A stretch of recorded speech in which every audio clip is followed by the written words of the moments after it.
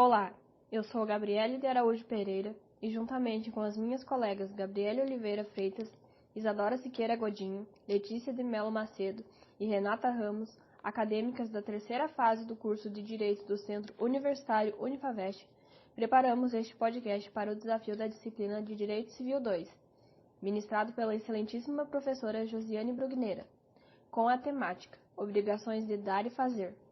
Esse podcast traz referências de Carlos Roberto Gonçalves, Silvio de Salvo Venosa e Maria Helena Diniz. A obrigação é um vínculo jurídico, em que o sujeito pode dar, fazer ou não fazer o ato jurídico. Segundo Venosa, obrigação de dar é aquela em que o devedor compromete-se a entregar uma coisa móvel ou imóvel ao credor, quer para constituir um novo direito, quer para restituir a mesma coisa a seu titular. A obrigação de dar coisa certa estabelece o vínculo entre as partes, em que o devedor deve entregar a coisa para o credor, ou restituí-lo do objeto determinado, sendo que, dependendo do que ocorrer, o devedor deverá restituir também perdas e danos. Já na obrigação de dar coisa incerta, tem por objeto da obrigação indeterminada, sendo indicada pelo gênero e quantidade. Coisa certa é a coisa individualizada, que se distingue das demais por características próprias, móvel ou imóvel. A venda de determinado automóvel, por exemplo, é negócio que gera obrigação de dar coisa certa, pois um veículo distingue-se de sacas de café. Desta forma, pode-se dizer que é coisa individualizada, determinada e específica, infungível. Artigo 313. O credor não é obrigado a receber prestação diversa da que lhe é devida, ainda que mais valiosa. Se o credor dá coisa certa, por exemplo um carro Fusca, pode recusar outra coisa, ainda que essa outra coisa tenha um valor maior, como um carro Civic. Segundo Maria Helena Diniz, trata-se de espécies do direito romano, ou seja, uma coisa inconfundível com outra, de modo que o devedor é obrigado a entregar a própria coisa designada. Acessórios. Artigo 233. A obrigação de dar coisa certa abrange os acessórios dela, embora não mencionados, salvo se o contrário resultar do título ou das circunstâncias do caso. Feita uma obrigação de dar algo, imóvel, carro, por exemplo, os acessórios, salvo as pertenças, estão englobados. Acréscimos e melhoramentos ocorridos antes da tradição e após a celebração do pacto.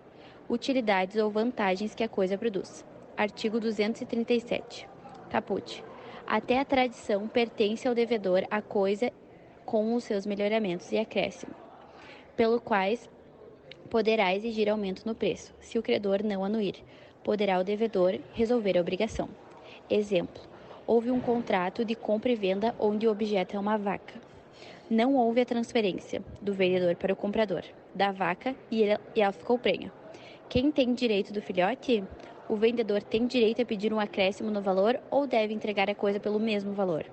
O vendedor tem duas opções: resolução da obrigação, extinguir o vínculo obrigacional ou aumentar o preço.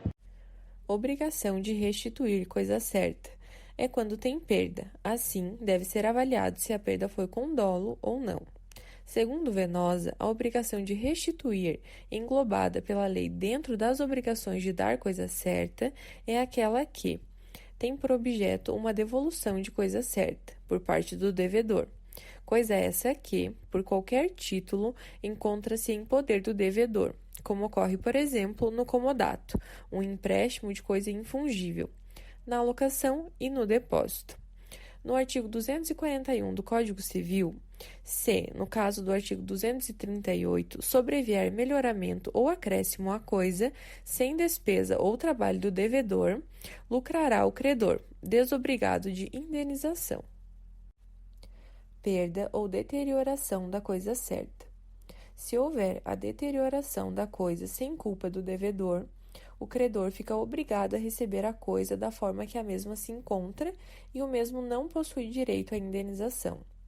Do artigo 240 do Código Civil, se a coisa restituível se deteriorar sem culpa do devedor, recebê-la o credor, tal qual se ache sem direito à indenização. Entretanto, se houver perda ou furto do devedor, o mesmo deverá devolver as coisas pelo equivalente e terá que responder a perdas e danos. Segundo Carlos Roberto Gonçalves, perdas e danos compreendem o dano emergente e o lucro cessante, ou seja, além do que o credor efetivamente perdeu, o que razoavelmente deixou de lucrar. Coisa incerta. A coisa incerta é aquela que ainda não é determinada, especificada e individualizada, coisa genérica. Por ora, ela é determinada, mas pode e deve se tornar determinada, especificada e individualizada.